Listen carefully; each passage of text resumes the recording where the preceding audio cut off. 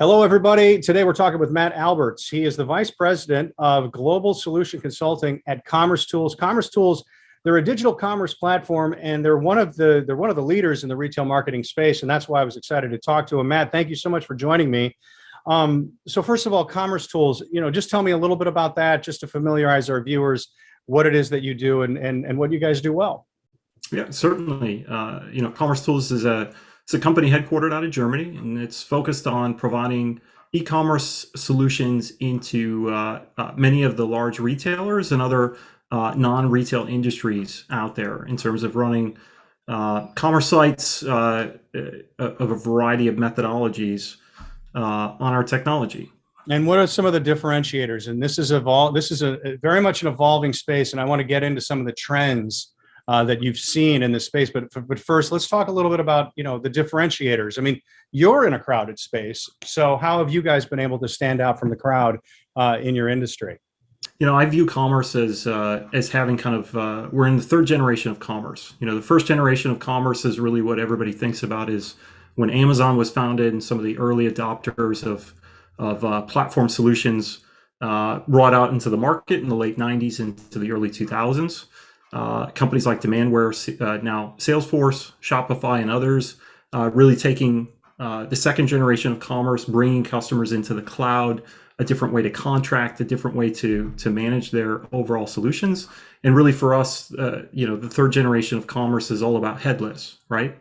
What does that mean? It's the opportunity to provide capability without being prescriptive as to what the customer's experience needs to look like, right? If you look at many of the solutions over the last 25 years, everybody comes complete with an entire suite. This is how it works, and this is how your customer will use it. And commercetools comes out and says, listen, we don't know what your customer wants. We don't know how your customer might want to consume that from you. So we'll provide all of the capability and give you the total flexibility as to where, when, how your customer can interact with it. So it's channel agnostic, which is a omni-channel. Again, take all the industry terms and kind of lump them together with us, and we just simply say we can power them all. So Matt, who are some of your customers? Some of our larger customers: AT&T, LL Bean, Lululemon, Sephora, Lego, BMW, Audi, John Lewis. These are major retailers that many people would recognize, interacting every day. And what are some of the? And you're mentioning some of the trends. Yeah, for a lot of these brands, when I talked a little bit about three generations of commerce, for a lot of these brands, the way that they built their e-commerce businesses were around that first generation of technology, and they took that all the way to the end, right? Other the vendor solutions that they purchased have now finally gone end of life, and for them, they really didn't see the opportunity to go into that cloud generation. The SaaS based, the Shopify's, the big commerces, the Salesforce Commerce Cloud. They just didn't see the capability necessary to meet their business needs. So as these solutions have come end of life, and as we bring something unique into the market, they see a huge opportunity to take a step forward in their capability, but still retain a lot of the engineering talent that exists in their business and the knowledge, and just simply redistribute the technology in a way that's more impactful for the business versus where it was in the past, which is generally a single channel solution, right? A .com only solution. So, you're talking about, meeting the needs of the customer, retail commerce. I mean, this is a moving target, as you know, in this space. So, I mean, I know it's probably not a simple answer, but how do you navigate that? I mean, how do you essentially, evolve with these tendencies and not only in the space from a, just from a logistics standpoint, but also from the customer standpoint? We're evolving as customers. It seems like a pretty big task.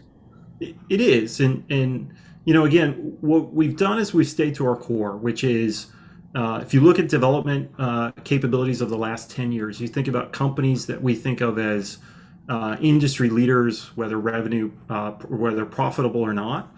They're all using common methodologies and common techniques, and it allows for them to easily adapt to where their customers are moving. So again, whether it's Amazon, whether it's Uber, whether it's eBay, these types of companies are able to quickly move to where that customer is.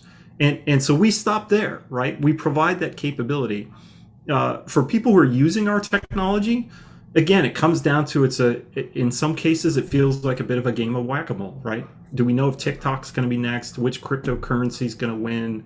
Is the metaverse going to take off? And in each case, each of these different environments brings a different set of technologies, and we provide a standard capability that's fairly unopinionated as to how you would stitch a solution like that together. So we allow our customers to be really creative and quickly able to adapt into those spaces in two ways. One, from a developer standpoint or an engineer standpoint, to do the work, and then for the business to make quick decisions and not realize that it's a huge investment with a technical alignment and a roadmap, and what is our vendor doing, and is our vendor in this particular space, right? We don't have to be involved in those conversations. So it's that flexibility to really to have that freedom to think, freedom to play, freedom to try very quickly and cheaply in some cases.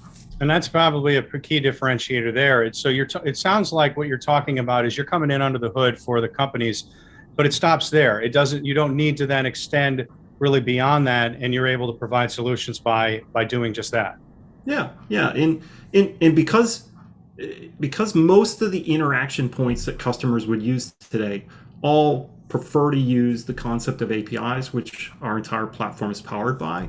Again, whether you call in, imagine some of the circumstances in which you interact with these brands, right? Whether you call into a pharmacy and punch in the codes from your prescription, that's calling into a set of APIs which could be powering the same system that's powering the website and powering the store, right? That's the kind of concept of using a common technology set, as opposed to what our previous generations of technology and some of our competitors do, where they focus solely on specific channels or specific devices or specific interaction points, right? And that's where all the problems lie, right? When a customer walks into a store and gets a different price or a different promotion, or can't find stock, right, in an omni-channel situation like we've had the last 10 or 15 years, they're disappointed, right?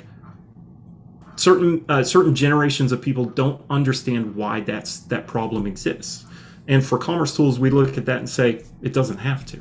Matt Alberts from commercetools, I really enjoyed the conversation. I learned something, which isn't hard to do for a guy like me, but I do appreciate it. Very insightful stuff. Thank you for taking the time. Thank you.